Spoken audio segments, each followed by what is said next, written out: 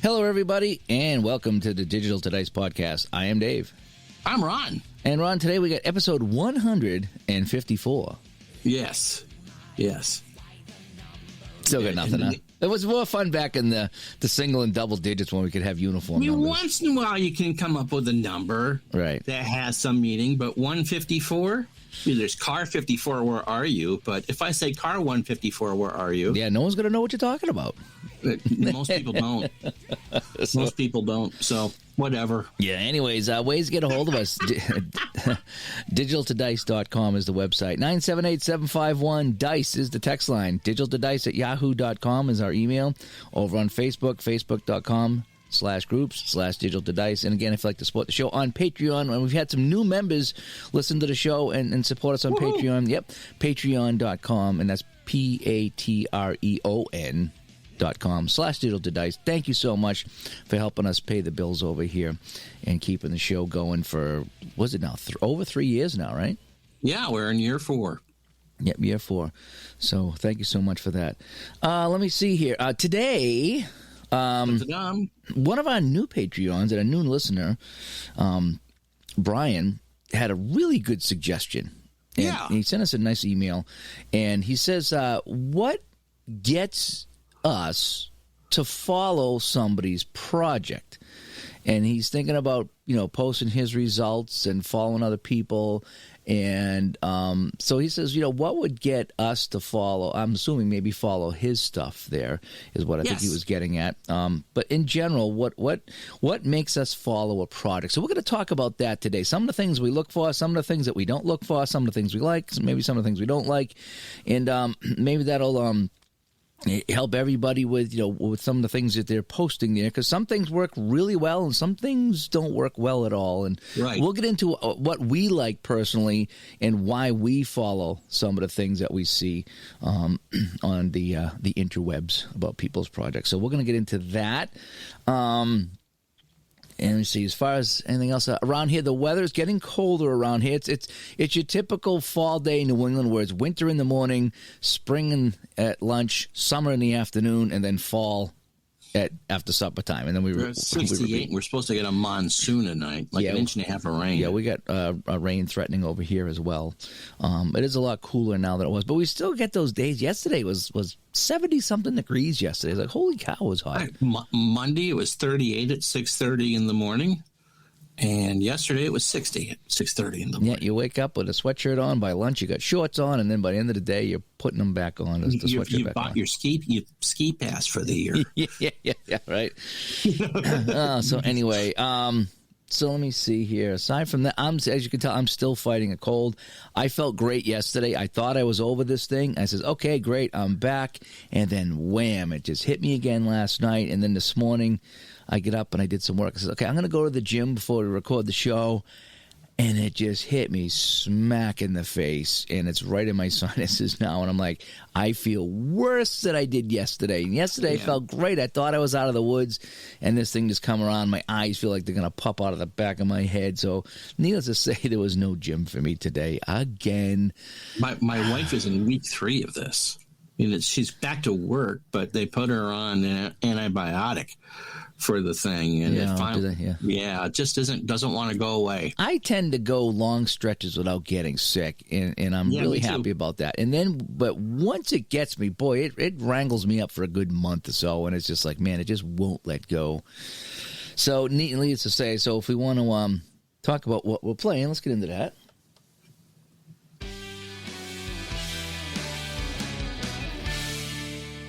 So take your 5 seconds and tell us what you're playing. Yeah, I just been playing the go to sleep and try to get better game.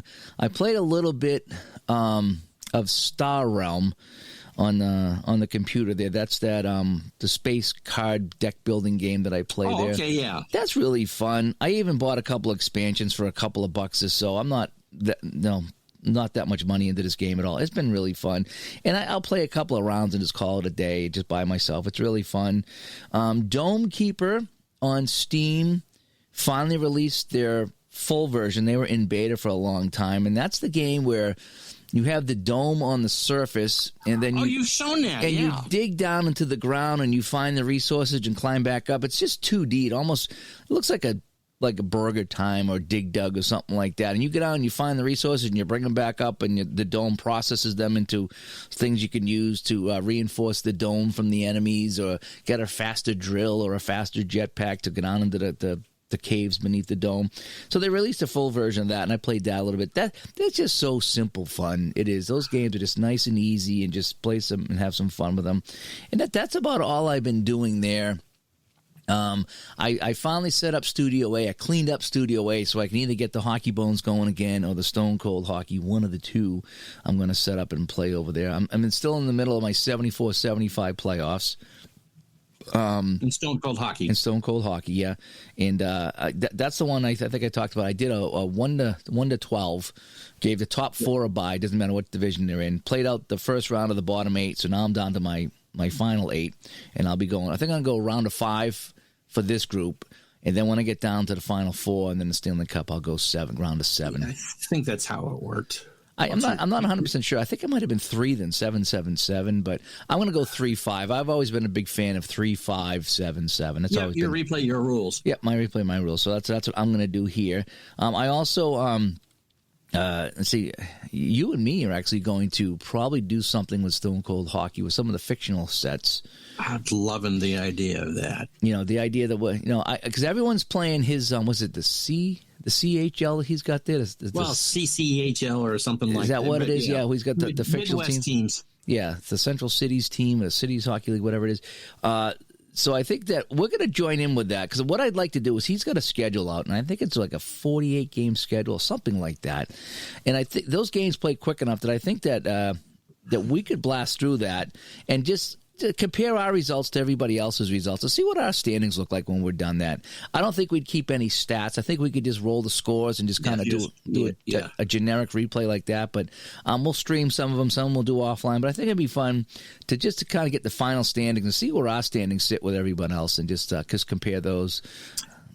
Isn't there an Excel spreadsheet on the official website of Stone Cold Hockey? So I'm not telling tales out of school, that allows you to make fictional. You just hit F9 and it spits out.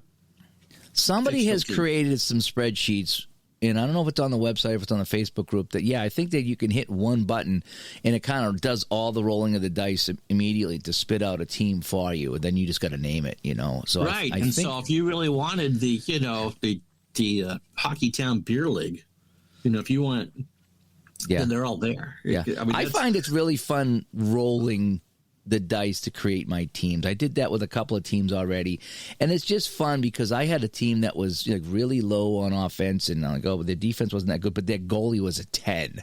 And I'm like, so they got this stud goalie who's standing on his head on a bad team, so that's going to make it really kind of fun. Mid-decade Carey Price then, right? Pretty much. So it's going to be real fun to and we talked about this offline a little bit about Stone Cold Hockey.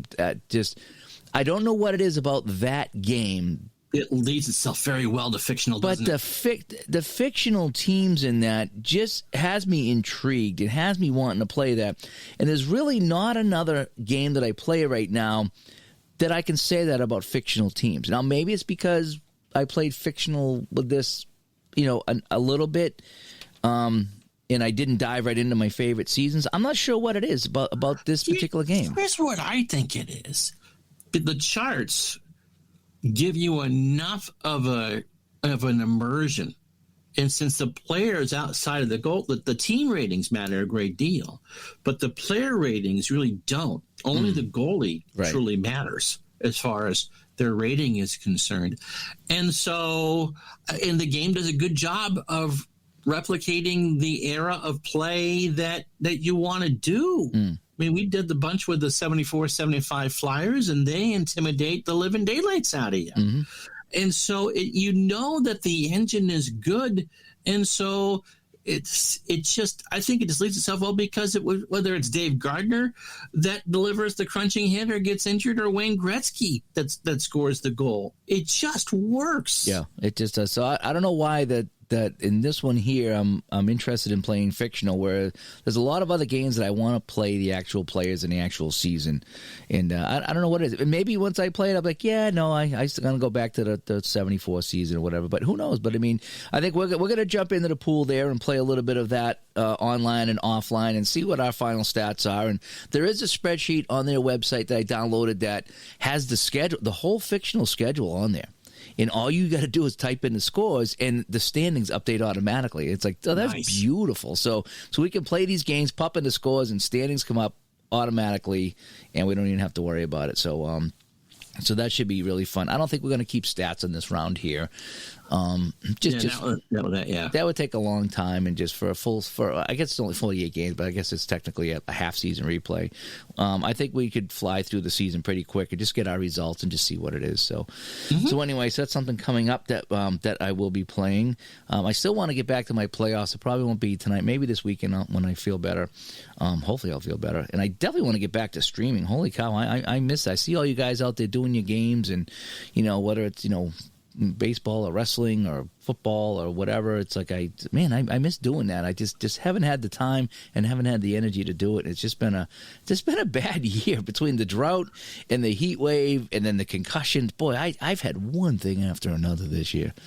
I posted on Facebook this morning an old painting of a woman who's just looked like she's had about enough, and she says, "I've had enough of going through things that can kill me, that build my character." Yeah, what don't kill you makes you stronger. Yeah, I've had enough. Yeah, of whatever. Yeah, like she's had enough of that. Yeah, so anyway. That's how I feel. So you've been doing some interesting things. What have you been doing? Well, one of us has to do something. My World Series ended on Sunday. After both of the league championship series went the distance, the St. Louis Cardinals steamrolled the Toronto Blue Jays. The Blue Jays were never out of any one individual game. I mean, it was for a 4-game sweep. It wasn't bad baseball. But John Tudor, who was a pretty good pitcher in his own right in the real 1985, in my replay, he won 28. He threw 300 innings. He won the Cy Young. I gave him the NL MVP. He won the NLCS MVP when he beat the Dodgers 3 times. And in his 2 starts against the Blue Jays, I think he gave up 5 hits in 17 innings. I mean, they just stood no chance. The Blue Jays just couldn't hit him. They won in real life, right? No, Kansas City won in real life. Oh, okay. Kansas City won in 7. St. Louis was ahead of the 9th inning of Game 6 and had the bad call at first base where George Orta was called safe when he should have been thrown out. And the Cardinals just never recovered. And it's overshadowed by what happened in 86 with the Red Sox and the Mets. But, I mean, the call at first was horrible, absolutely horrible. And the Cardinals just, once you take your foot off the throttle, even for a second in sports, it comes back to bite you. And Kansas City won Game 7 11-0. I mean, they just weren't ready for it. Yeah. So, no, I mean, the Cardinals were a team that stole over 300 bases. I mean, they just produced and produced and produced and produced. And they produced enough that in the games that I controlled them, so the 5 games that they played in St. Louis in that postseason, because I always do the home teams, they went 4-1. There's AI is decent in action PC baseball, but when you get a good horse, you ride it, and it's one of the best horses I've ever ridden. So that World Series ended. So I've kind of had to scramble this week to do my couple weekday streams because I'm now in between projects. So the opening night of hockey season, I bought Strat Hockey, the most recent version, and so I did a rematch of last year's finals, Colorado and Tampa. And Colorado throttled Tampa. They were good. Man, is that team they were real good. Yeah. They were really good. And one of the things that I've learned over the years, if you don't necessarily follow a sport, if you know how the game mechanic works, you can see how the card works and get a good indication of how good they are. And on rebound breakaway shots, the Avalanche are outstanding. there are goalie ratings all over those cards, except for on an 8 when it's always a save and a rebound. Right. And so Valerie, the goalie for Tampa, didn't have a bad game, but he didn't have a good game either. I mean, they just kept peppering, and Tampa tried. And so I streamed that at lunch, and that was fun. Too bad it was Colorado won 5-2. It was a one-sided affair. And again, nothing wrong with Tampa at all. But Colorado, yeah, that's a pretty gosh darn good team. Yeah. You know what sucks about that? That was a fun playoffs last year, and Colorado wins it. But honestly, I don't know anything about Colorado. I didn't follow it last year. I followed the first round, but after that, I gave up. And it's something where I should want to replay that, but it's a good way to learn the players, because I didn't. Yeah, I know. I knew some of the Tampa players, but I didn't really know any of the Colorado players. Yeah. And at the end of that hour, I had a pretty good idea of how they played. Yeah, I just don't follow the modern stuff at all. The opening night was last night for the Bruins. I didn't even watch the game. I think I knew 2 of the guys on the team, but I was like, I just don't follow the new stuff there. It just doesn't interest me. Montreal and Toronto. I'm a big fan of Marty St. Louis as the coach. It's been a rough year up there for them anyway. I don't think they won a preseason game. If they did, it wasn't listed on ESPN listings. They're playing Toronto, who, let's face it, really should be a cup contending team the last 4 or 5 years. I almost feel bad. Not quite, but almost. They've made the right moves. And so, I knew the front line, all the players that were there. I'm surprised that Brendan Gallagher is now a third-line right winger. So I looked at the 6 defenders that they dressed, and there wasn't a name I recognized. Yeah. Not a one. Yeah. Thankfully, Shea Weber's retired, so that contract is no longer on the books. But it's like, oh my God, Toronto's going to throttle them, and Montreal won with 18 seconds to go. So you never know. And I'll watch some this winter. I'm not expecting anything from Montreal, but if they don't lose 50 games, that's a good year for them. But no, maybe this is a show topic. Learning about a season or that from the past season. Remember, I did 49 in baseball and learned those players. I wasn't born. My dad was born in 49 after the season was over. So it's nothing that it's all stuff that you read. And that was fun to a point because it's a different style of baseball and I learned a lot.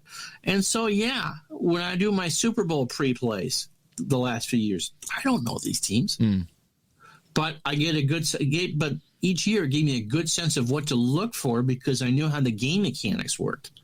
I just think that's why I haven't done any Stanley Cup pre-plays, or I started one and didn't finish it because I just don't follow the teams anymore like I used to. And it's hard to get, you sit down and you see all these names and someone scores a goal. I'm like, I've never heard of this guy. And he's third in the league in scoring, and I never heard of him because I just don't follow it. So there's some good teams. And the strange thing is, after doing 70s hockey, is that pretty much everyone in Strat has a penalty rating of D. I think Tampa had an A and Colorado had a B. And so when you're doing the opponent defenses 7 through 11, not a lot of penalties in those games. But anyway, it was fun. Okay. It was fun. What else? Today I started a new project. There are people who put them. I mean, you must have did this when you did Madden and some of the other games. You made your own character. Yeah, I think I created you and me in ASG Golf and played a couple of rounds. That's where I'm going with that. But but a lot of people in the video games, I mean, make yourself a quarterback or running back or whatever, and give yourself. I used to being a running back, and I think I played. There was one of the college football games many years ago, and I was a running back because as a running back, you can run with the ball, you can go out for a pass, or you can block. So you can do a little bit of everything. When you're the quarterback, you do everything. But sometimes it's fun when you're assigned just to block. It's really cool. And see if you can make the block and have the play happen, or go out for a pass and be a decoy. So I always like to be the running back. That's what I like. So there's a few projects on Delphi. Freddie B does this with a variety of sports. You just create your own character and put it in. You can actually do that in an Action PC or any of those, OTP. So I did that with the golf. And I figured, okay, I'm just trying to think of something to do until we get to the next baseball season. And I figured, why not? I had created my own golfer. So I paired myself, with 136 of the greatest golfers of all time to do a what if, because a lot of those games, you just can't really do a replay. You can buy the seasons, but you really can't. It's hard to replay golf. So instead of showing from a top down like I normally would do, here's the lead group of the day, let's show you who's winning in that, I focused on my own play. And we started in Australia. I called it the Vegemite Down Under Open. From Dave's laughing there, you know. Do you come from a land down under? That's exactly where I went with that. And she just smiled and gave me a Vegemite sandwich. And so someone asked in the chat today, if you win, are you forced to eat one? I hope not. Apologies to those of you who I never had one. It might be unbelievable. I never had one. It just apparently I have a friend that lived in Australia for a while, and she liked the Marmite. What? It's just salty yeast. Anyway, and so I put the camera on myself and did that. And so just this project will be focused on my own play. And yeah, okay, so Palmer and Nicklaus and Tiger could win tournaments and there. So when you watch me play a round of golf, it's not necessarily against Scrub of the Week, and they're all-time great players. So I started that today down at Royal Melbourne, which is the best-known course in Australia. We'll just kind of go, not sure how long that will go for, but hopefully all 4 majors and stuff like that. That was really fun. That was really 5 or 6 there to watch, and I shot an opening round 6 under. 66. I'm 4 shots back. And so the thought is I would show the second round and the final round if I make the cut, so you can see how much money I'm making. Oh, nice. Said, don't forget to report this to the IRS. I said, right. I pay my fake taxes on my fake money. Yeah. So that's pretty much what I've been playing. Oh, all right. It sounds like fun, though. I need to play some more. Just getting over all this. It just sucks. But once I get back into it, I'll miss it so much. I'll appreciate it. I'll be, oh, man, this is so much fun. The thing, though, with my streaming software is that once it's set up, you just got to get it going. The hard part is just setting the thing up. Right, yeah. Yep. But after that, we're good to go. All righty. So shall we get into the topic of the day? Yes.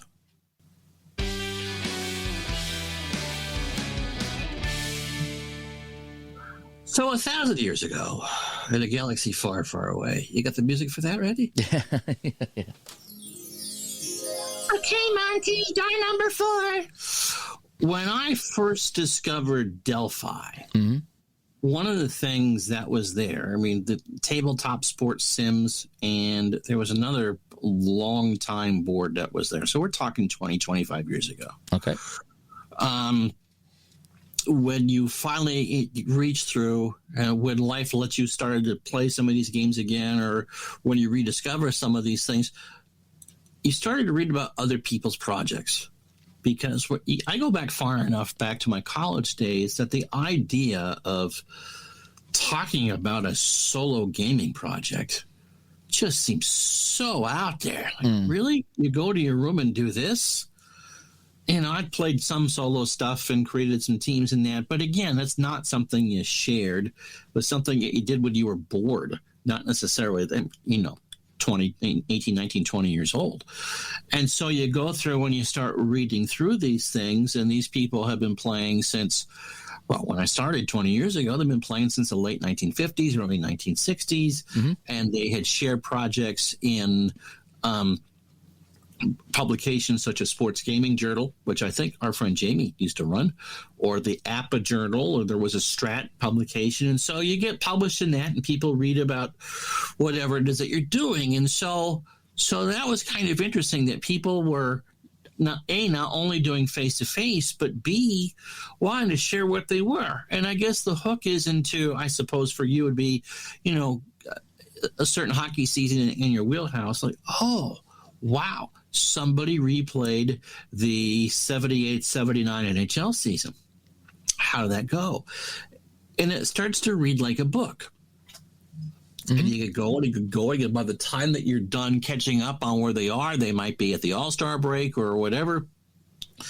You spent 3 hours reading through everything and every goal, and you got a picture of how every player, and their hairstyles and all that. And there weren't a lot of visuals with these 20 years ago. I mean, it's all, although Delphi doesn't look a heck of a lot different than it did 20 years ago. So, yeah. And I think that's how, first of all, the concept, I think where Brian was trying to go with this, was the concept that people share this stuff. It's just kind of really cool. And so how do you do that? And I tried a few times on Delphi to share those. And I realized that it took just as much work to write about the gosh darn thing that it was to actually play the game. And so, I think we'll kind of go with that. The YouTube thing came years and years later. That you just show the game you're playing. And maybe people will watch and maybe people won't. But that's a whole other kettle of fish. But the whole problem with the YouTube thing is that you're not really going to sit and watch a 45-minute or an hour and a half video. You're just not going to do it. That's a tough one because, there really is something kind of different about standing over someone's shoulder and watching them play a game. And B, most of the card and knife stuff doesn't stream very well. No, it's hard to watch. I mean, there's a number of people who have done things to make those games much more palatable visually. RJL with Inside Pitch Baseball, and what you and Al have done to try to incorporate some visual elements. But really, I mean, none of these games were designed for streaming. We make do with it, but let's not kid ourselves. Picture back in the day trying to stream a game of Clue or Monopoly. I mean, would anybody really want to watch that? There are people who have streamed Dungeons and Dragons, and you look at the view counts, and it's in the thousands. Well, I could see that because that is storytelling with the whole thing. Yeah, that is Dungeons and Dragons. It's its own animal. It really is. When we play a game here, if we're gonna play, whatever, the Cubs and the Pirates, or I play the Bruins and the Whalers, this is not telling a story about, that Dungeons and Dragons is just huge. It's a huge thing, and it's endless. Oh yeah. It can I can see how you get thousands of people watching that and doing that, because that's a very that's a fantasy type of world here, But so I can see that. But for us, it's tough to get people to watch just a simple game that you do or whatever. After about 4 years of doing the live baseball streams, people who will find me will either hate it instantly because they think it's the real game, or my average watch time for a game is about 20 minutes, which I'm absolutely thrilled with, to be honest. So in an hour stream, you do this enough, you get to know how long you want something to go for. And for baseball, it's about, you don't want to go over an hour. I think for live, that's about people's attention. For me, I think that's about people's attention span. But, when you see that people have watched for 20 minutes, okay. Yeah. And again, you'll learn how to adjust to that, and you understand that anyway, that's a whole other discussion. Yeah. It just kind of works that way. But again, you get someone new to that, and they're watching little lines of text around the bases on semi-blurry pictures of baseball stadium backgrounds. That is not the same as storytelling about how the Yorks are beating the Dragons or whatever. Yeah. So there's not a lot of good visuals. But again, because there are so many good games and people do get excited about it, that they want to share it. So, asking someone to sit for an hour and a half to do that, to watch something, or to try to follow on something that isn't necessarily visually pleasing is tough to do. I mean, you might be the best improviser on the planet, but if people don't have anything to see or people don't have the time, it's just going to fall by the wayside. I don't even have the time to watch movies anymore, really. Like, I rarely sit down and watch an hour and a half movie. I don't remember the last time I watched a movie. Yeah, so it's kind of tough to find the time to sit and watch, an hour-long game or something. So if you want to, once in a while, it's fun to pop in and pop out of that. But I think if you want to start posting your projects for people to watch, it really comes down to, Facebook and Delphi are the best two places. I will honestly say I follow more stuff on Delphi than I do on Facebook. And the big reason is me too. Because Delphi, you can start your own folder and add to that folder. And so if somebody's doing a project, like P-Jet's doing a crazy one, I think he's doing shootout hockey, and he's doing the SEALs, the Capitals, the Scouts, and one other team, I think. And he's posting his results there. But it's all in one folder, so I can go to the shootout folder on Delphi, find his folder, and then catch up on his games if I want to. Whereas Facebook, because of how it's designed, everything just gets stacked on top of each other. Right. And so you go to a Facebook page and you're just bombarded with things. And it's just, it's kind of like you ever go up to a public bulletin board and there's people have thumbtacked notices and there's like 10 on top of this. Glazed. Yeah, it's just actually glazed. Yeah, it is. Your eyes glazed out because I don't even know what I'm looking at here, because there's hundreds of things and half of them are buried and half of them are ripped. And that's kind of what it feels like when you go to Facebook to follow somebody along. It's like, holy cow. It's just, and then if you say, well, what happened in the previous game? You might be scrolling down forever to try to find that other one there. So Facebook is really not the place for me to follow anything. I prefer Delphi because you got your own folder. I did that with the Hockey Bones. I got my Bruins 92 season going on a couple places on Delphi. I got my own folder, and I could just add to that. And if somebody wants to see my project, boom, you go to that folder, and it's just me. It's just my games there and the people that comment. You're not, it's not going to be your project in there. It's not going to be the next guy's project. It's going to be just my stuff in that folder. Right. So for me, for me to follow, if we're talking about what gets me to follow a project, probably I follow way more on Delphi than I do on Facebook, because Facebook just gets lost. It really one does. thing about Facebook, though, because you're kind of scrolling through, if there's something that catches my eye, then I'll know. It'll slow down the next time I see something similar. So it very much is the hit and run as far as projects are concerned. Delphi and the official Stratform are the best places to sit there. And if you just want to sit and read someone's project, but you do get that 15, 20-second glance at something. And so, again, you kind of make mental notes on the project. Mm-hmm. Mark Bozeman, I'll mention the name. He's one of the best commercials for Action PC products.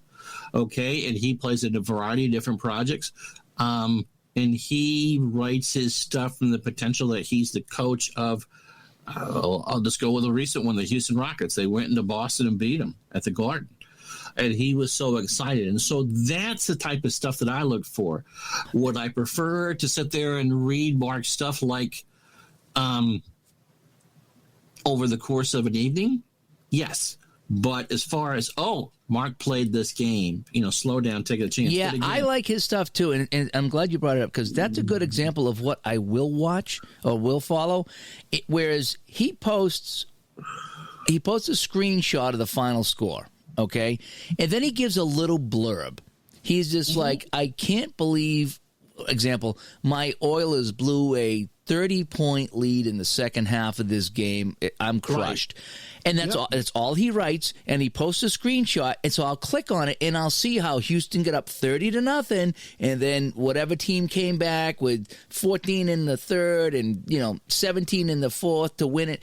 And so that little blurb, it entices me to go look at his screenshot, exactly. and I get what he was saying, and that will get me to click on it and read it. So something like that, a small little blurb on Facebook with a screenshot of that, and I'll follow that. The same with hockey or even wrestling. Sometimes like, oh man, Hulk Hogan slammed this guy, and then they'll show a screenshot, and I'll check that out as well. Brevity on Facebook works, just because. Yeah, the shorter you are on Facebook, the better it is. Because if you start posting long paragraphs, and then you got like 10 screenshots of all the stats in the game, a lot of times I'm on my phone, and when I see that, I just scroll and scroll and scroll, and to a point where just anytime someone puts something long on Facebook, whether it's a project or whether it's anything at all on Facebook, exactly. Even if they're whatever, any kind of long message, I just scroll by it. It's a wall of text, and I'm not going to spend the time reading that, especially on my phone. So for Facebook stuff,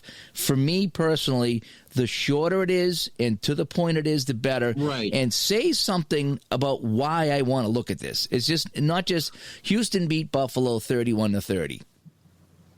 Don't care. Sorry. Yep. Don't care.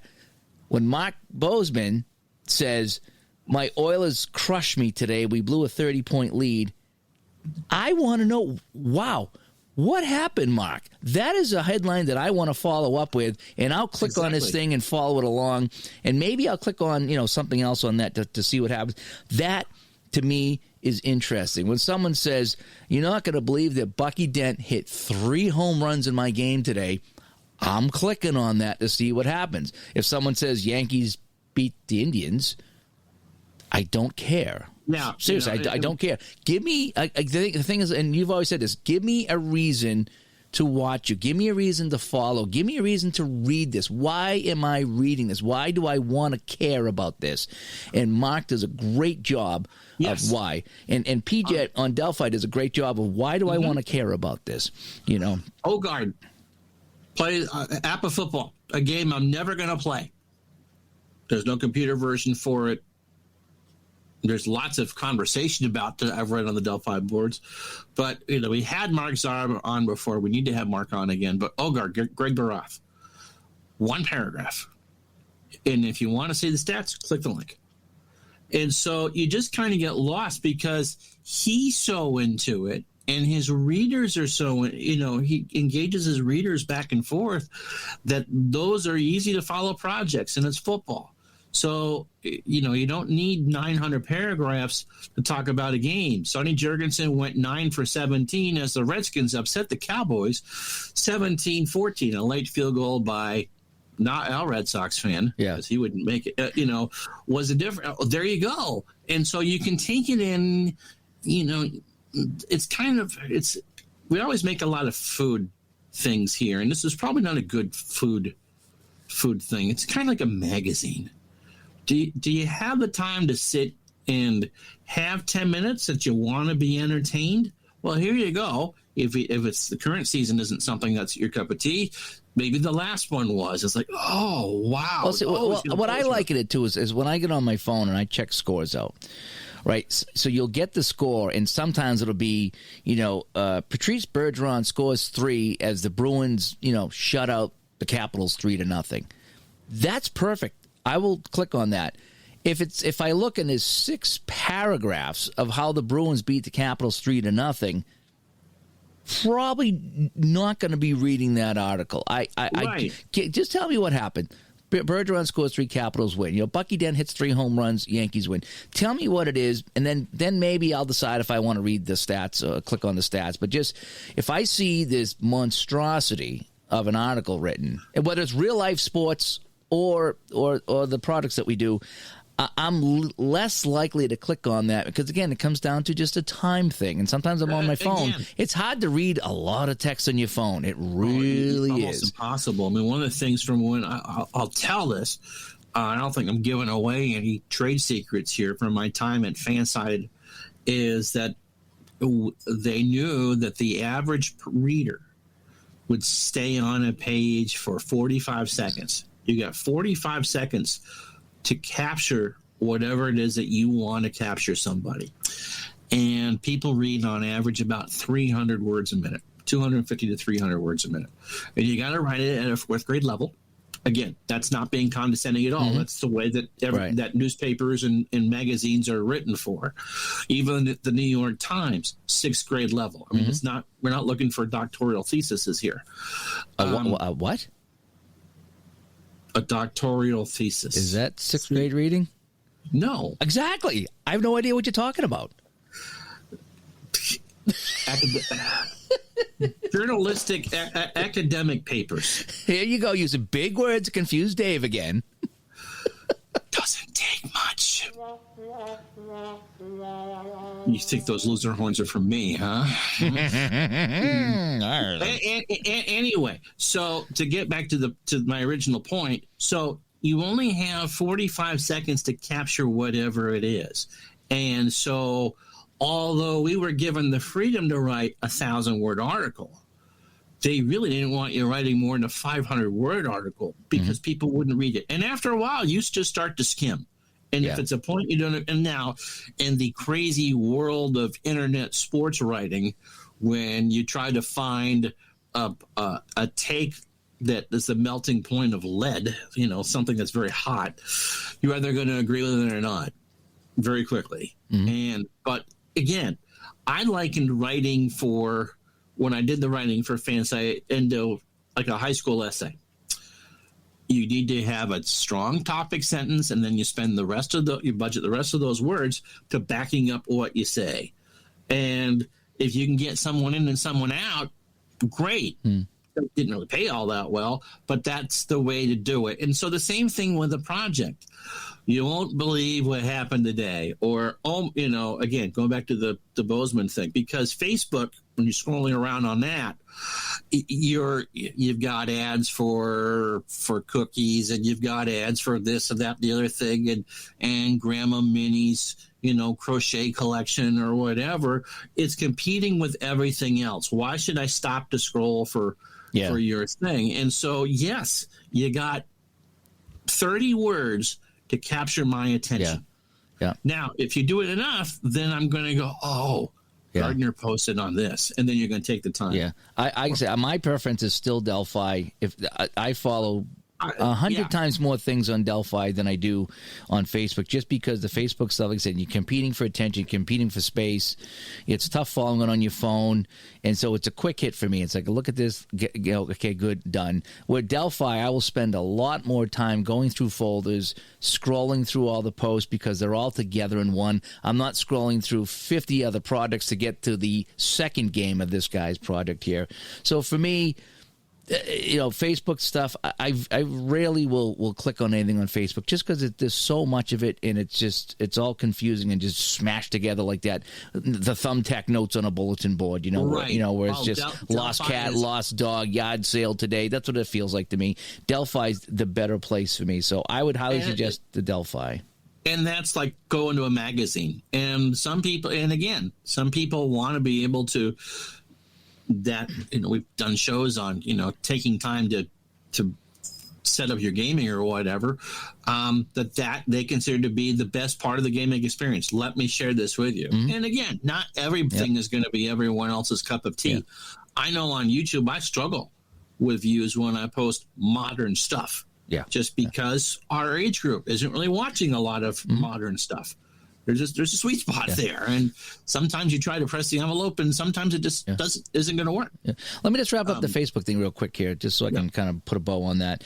For me to follow something on Facebook, or even I don't even say follow, even to look at something on Facebook, I like to get the final score. If it's hockey, I like to see the period score. So it's like, 0, 1, 2 for a total of 3. I like to follow along with the periods. And even with football, well, how'd they score by quarter? That way I get a feel for what happened in the game. So give me a sentence or two of what happened in the game, that why I should look at this. Then, give me the score summary. And then from there, and sometimes that's all I need. And I can give it a like, or I can make a comment like, oh, that was kind of a crazy game, or that's kind of fun. But if it's just a generic game and nothing special happened, and we just posted 10 screenshots of stats with all the box scores and all the breakdowns, no matter what game it is, chances are pretty low that I'm even going to look at that on Facebook, especially on Facebook, because Facebook is, again, on my phone, I can see the score. I can see the score by quarter or by period. Or by inning, or if it's baseball, give me a quick summary of what happened. And then if I'm interested with the summary that you wrote and the scores that I see, I can maybe click on something. But shorter on Facebook, because everything just gets jammed like a bulletin board on there.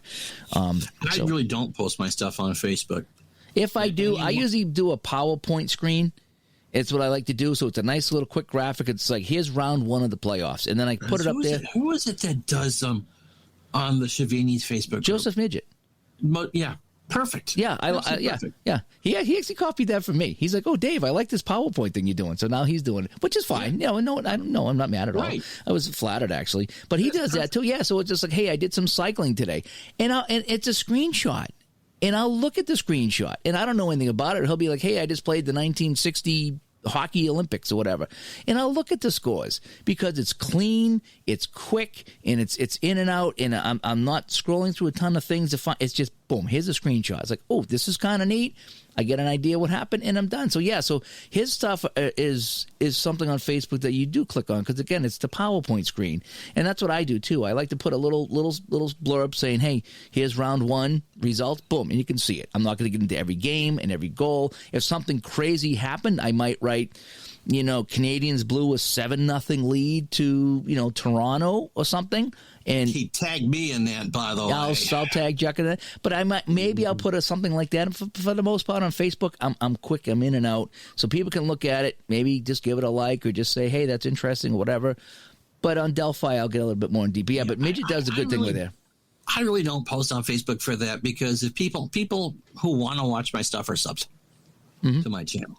And I also do this podcast about once a week, and we take the 50 minutes and do that. And again, it's highlights of highlights of highlights. I don't go through and, go batter by batter with that sort of, again, I mean, do what you want to do. But, you try to think of things that you think people might be interested in because it, and that's I think that's the hard thing because I play a lot of hockey, and to me, it's like super cool. I'm like, man, I'm playing this game here, the nostalgia of all these guys, and I get done a game, and I think that, man, everyone's going to like this because I liked it, And the reality is there's a lot of people that don't care about hockey, number one, and number two, there's not a lot of people that might not care about that particular team or season I played. So I'm sharing it with all these hopes that everyone's going to love it, and quite honestly, not a lot of people are. And it's the same with me. Someone will post something, I'll be like, kind of just, I don't have any feelings either way towards that team or that season, so I can't get excited about your thing because I'm not excited about that thing. And so you really got to hit it just right. Like, I follow more hockey, obviously, than anything. Right. That's what I follow. And even on the Delphi, when I go to Delphi, I immediately go to the hockey folders, and I find something that's interesting there. Someone's doing, I think in APA, they're doing a 2014-15 St. Louis Blues replay. And I'm following along with that, at a safe distance too, because it's like, okay, it's hockey, follow along in a whole bit. It's a modern season I don't care about, but because it's a hockey season, I follow along, and not many people playing, APA hockey full season. So I think that's what it is. It's something like that. And so I'll follow along with that. Like I said, the PJet stuff, he's me and him have the same, interest in teams and seasons. So I like following his stuff. Hockey Unreal, he tends to play a little bit earlier hockey than me, but sometimes his stuff is fun to read on Delphi as well. So it really comes down to what I'm interested in following, which is going to be mostly hockey. Right. But it also depends on the year and the project that you're doing and the game that you're playing. If you're playing a game that I don't particularly care for, I'm probably not going to care to follow your project. Just personal preference, just me. If you're playing, and the other, if you're playing a game that I do like, even though you're playing a season or a team that I might not care about, I'll follow it because I like the game. And I like people that play the games that I like, and I want to support them saying, hey, I'm following you along. You're playing a game that I enjoy. Thanks for playing this game because I can relate to it, and I can see what, visually see what you're playing because I play this game. So, again, it comes down to what you're familiar with and what you can relate to. So for me, it's the sport, it's the team, it's the year, it's the game you play. That's going to attract me to your project.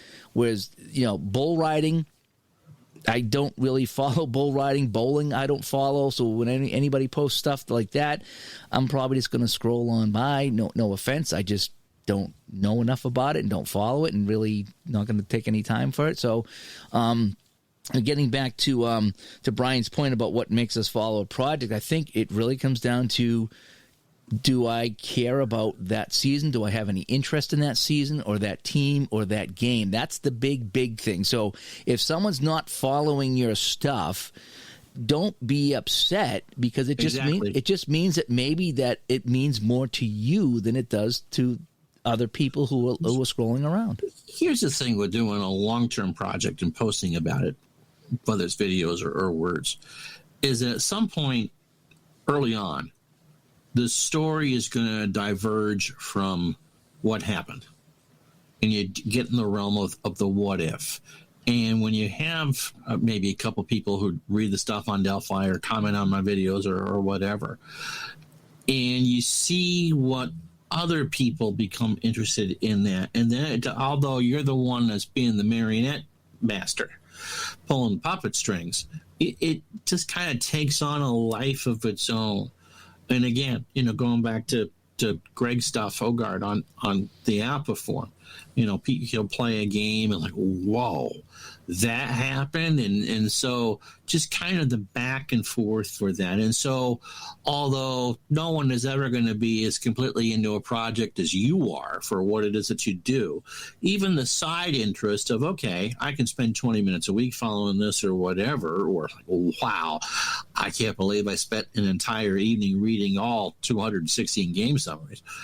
That comes into it too, because it very much is story writing without knowing how the story is going to end. And that is, it's scary because you don't know where it's going. You honestly have no idea where it's going. I mean, one of the things I've joked about for a long time is that you always pick the Red Sox. I've always, tried to pick the seasons the Red Sox have done well in, and they never do. Well, they contended in the one season I picked that they didn't think they would do well. Say la vie. So yeah, I mean that's the thing is, and so you get hints from other people about what they want to see and what they don't want to see, and you just kind of go from there. Because when you publish your stuff, it isn't exclusively for yourself, and so what do I want to see? Again, you need to. If it's someone I followed the first time, it's kind of like Agatha Christie. If you read one of her stories, then you'll like them. And so, there's a new one. Rest in peace, Angela. I think that's what it comes down to too. Is if you like something, you'll want to watch more of it, read more of it. And like you said about the Delphi, do I want to read 200 posts? I've done that myself. I found a post with either it's an interesting thread or whether it's a project thread, and I'll follow it. But again, it comes down to how much I have to read. And if every game is 6 paragraphs, I don't care if it's the 1970 Bruins. I'm not going to follow that because that's just way, way too much for me. If you want to post, if you want to play every game of the 70 Bruins and like in game 1, they went to Chicago and it was, they got a late goal from, Busick and won 4-3 and, Johnson played great in net. That's all I need to hear. I don't need to hear the summary of the first period, the summary of the second period, the summary of the third period. I'm probably not going to read all that and follow along too much. That's just too much for me. Doesn't mean you can't do it. Doesn't mean that someone's not going to follow it. But for me personally, for me to scroll through, an 80-game season in hockey or 150 in baseball, whatever it is, I just want a summary. For example, the book there, Misfits, Baseball's Worst Team Ever, J.T. Hetrick there, right? He did the baseball book, and he did every single Spiders game, okay? And they were maybe a paragraph. Sometimes, depending on what happened in the game, it might have been more than a paragraph, but you got a paragraph from every single game in that book. And I read the whole book, and I was like, that was great. I got a paragraph of the game, and that's all I needed. I didn't need, here's what happened in the first inning, here's what happened in the second inning. It was just... Guess what? They were losing the game. Yeah, here's a summary of what happened. In the middle of the game, this guy got hit by a pitch, and he shouted and got kicked out of the game, and he missed the train, and the Spiders went on to lose. And that's the summary of the game. So that was easy to follow. So I will follow stuff like that on Delphi, and I might even read every single post if I get a nice brief summary of what happens with the score. I mean, other thing to think of, I'm going to work at Angela Lansbury in here because we lost her this weekend, 5 days short of her 97th birthday. Murder, She Wrote. It was the same stuff every week. Small town mystery writer meets nice guest star. Someone dies. She solves it. You knew it was coming. Sometimes it was the guest star. Perry Mason's another good example. You knew that for the first 48 minutes was working up to when Perry finally figured out who it was that did it and got them to confess on the stand. Now, it wasn't the butler. The butler never does it. It was me. But you followed. Stuff's show was on for 12 years. And Perry was on for 10 and then the movies later. And it wasn't just because they were comfortable characters. You knew what you were getting. But again, it was, you wanted to see where that twist was coming from. There's one episode of Murder, She Wrote that I haven't seen in 30 some odd years. And I remember she nabbed the guy. It was Gary Sandy from WKRP. He played Andy Travis, the program director in WKRP. So he does the guest shot on Murder, She Wrote, and he's the murderer that week. And she got it because he wore driving gloves. She's in the car with him, and she's noticing that apparently the person that was murdered fought back and scarred the hands or whatever. And on that trip, he covered his hands with the driving gloves. Now, this is back in the days of the isotoner gloves, and you would do that. But yeah, I mean, that's just it's not, that she's going to get the person, but how is she going to get it? How is she going to dig that hook in? And I guess that would be the same thing. It's formulaic. We joke about Allen missing field goals, but that's the sort of thing. It's like, guess what? Oh, God. Yep. So I guess just wrapping things up for me, if I'm going to follow a project, I will follow it more on Delphi. For Facebook, it has to be real short, real sweet for me to click on it and see what's going on. Delphi, I'm more apt to follow along every game and follow that season with you and comment. And there's a lot of people that I do. I'll follow along and be like, oh, wow, that was a great game. The Bruins won this one here. Or, it's so cool you're playing the season because I like this game. I wish I had the time to do it. So I'll make a lot of comments to people I follow. Again, mostly it's the hockey stuff. But it really comes down to how you post your project. If again in this world where everything's really quick, we want headlines. I want scores and headlines. And why do I want to follow this? And again, just because we had the Yankees play the Royals in Game 72 of your replay. Why do I want to watch that? Why do I want to click on that? Why do I want to read that? Why do I care about that? And you got to give someone. You got to give me a reason to care. You got to give me a reason to look at this, not just because if I think back to how many games of Madden and NHL I played, we never went to Facebook and said, "Hey, I just played Madden today, Madden 2017, and the Vikings beat the Patriots." We never did that. So this is all new to me. Posting products is kind of new to me, but whereas everyone's doing it now, it's like like when you did your writing. You said you did your writing for the magazines and online or whatever it was, and everyone's doing it. So how are you going to stick out? Why am I going to read you rather than one of the other 100 places I can go to read about that baseball game? Why do I want to come to you? What makes you special? That was a hard thing to sit there and figure out. How could you be a unique voice in a cesspool of hot takes? Because that's what that culture quickly became. And you certainly weren't interviewing the player or anything. So you weren't getting anything that was unique. You were watching on television, the same with everyone else. What am I going to say that's different enough from anyone else that's going to grab attention? And I think that's a reason why a lot of people fail doing that, because it's easy to go with Brady's overrated. Just throwing stuff out there to see if the spaghetti noodle sticks on the wall. And you get a lot of clicks that way, and you get paid well when you get a lot of clicks. But I'll go with Stephen A. Smith and Skip Bayless. I know that they're on dueling channels now, but it's the whole notion of just saying something outrageous to get attention. That just wasn't me, and I was already behind the eight ball on that, because I knew that I didn't want to write anything that I wouldn't want to read. And I guess for the project, I wouldn't want to do a project that I wouldn't want to sit down and go, oh, that's interesting.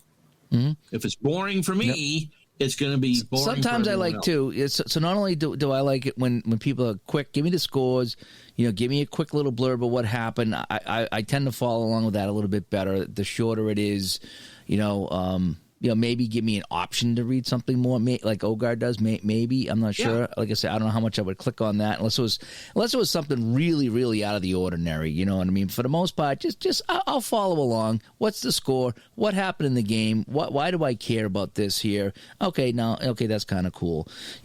Sometimes what I'll do is if I finish a project, I'll do a video on it. I'll do a 5 or 10 minute video and say, wow, instead of writing out all this here, let me just talk about it here. This is incredible. I had so much fun. This happened in this game. This happened in this game. And I'll do a little video recap on it, or maybe I'll post a little PowerPoint with a paragraph or something somewhere. Right. And I just try to summarize it all. But sometimes I'll do a video on it and just say, wow, I had so much fun with this, and I just want to share it with you. And instead of a ridiculously long Facebook post, which no one's going to read, I'll just talk about it here. And the other thing with the streaming is when you're live streaming, you think when you start it, you're going to get this great game that's going to come down to the last possession, inning, whatever. Colts 45. Yeah. Steelers 2. Yeah, you get some duds. Yep, it happens. You don't know what you're going to get. Right. So again, I use when I stream, I'm there just to kind of hang out and have a chat room and say hi to people, and the game almost kind of takes a back seat to kind of hanging out with everybody else. As you know, especially when I play baseball, the Spiders, it's just a fun time. Sometimes I like to show off a new game or something like that. But for me, I don't think I do that many projects in stream seriously. A project, I just kind of what, you're good at that, and there's other people that are really good at that. For myself, I'm more of a happy-go-lucky streamer. I tend not to take them that serious. Not that they're a joke by any means, but I mean, No, and again, it's not deathly serious what happens in one of my streams. You want a good game. You want to entertain people.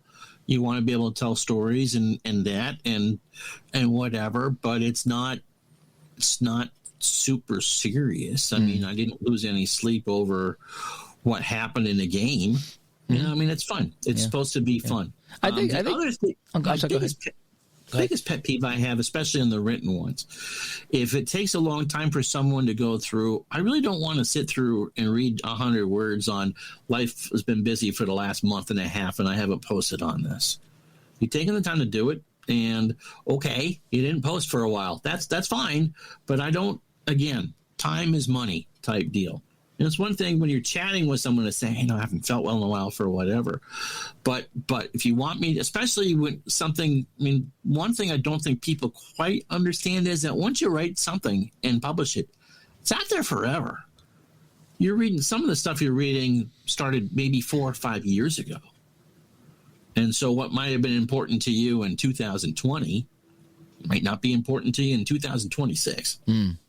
But again, so we talked a little bit today about what makes us follow a product. So, we want to know what gets you to follow a product. If someone's posting something, does someone say, hey, I prefer to follow these type of products, or these are ones that I just don't like to follow because they're confusing, or they're too much, or they're too little.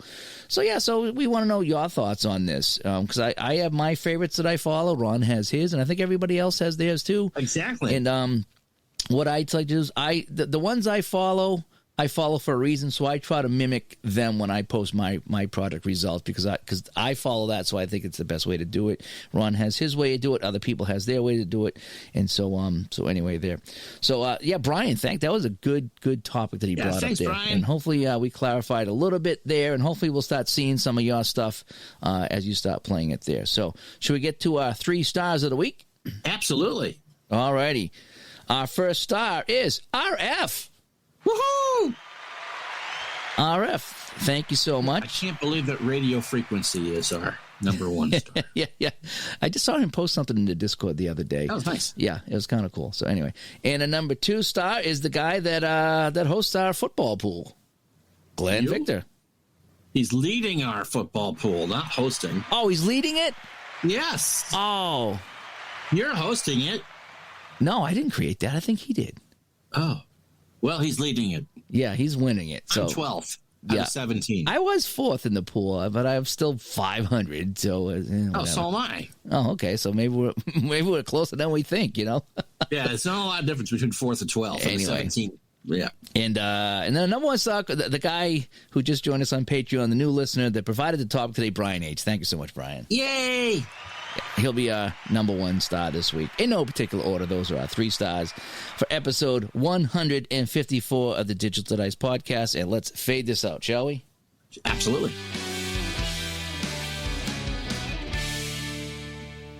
Aunt Becky doesn't live here anymore, Alice. I gave you one last shot for an Aunt Becky. She doesn't live here anymore. She's at her own library at Southern Cal. All right. All right, by the numbers, this has been episode 154 of the Digital Dice podcast. DigitalDice.com is the website. 978-751-DICE is how you can send us a text. DigitalDice@yahoo.com is the email. And over on Facebook, Facebook.com/groups/digital-to-dice is how you can join us on Facebook. Ron, thanks for joining me today. As always. And hopefully I'll be feeling better and I'll get something to play and I'll be able to talk about it next week. And then I'll post my project and I'll see who follows it. All right. I'll talk to everybody. Talk to everybody later. Bye-bye.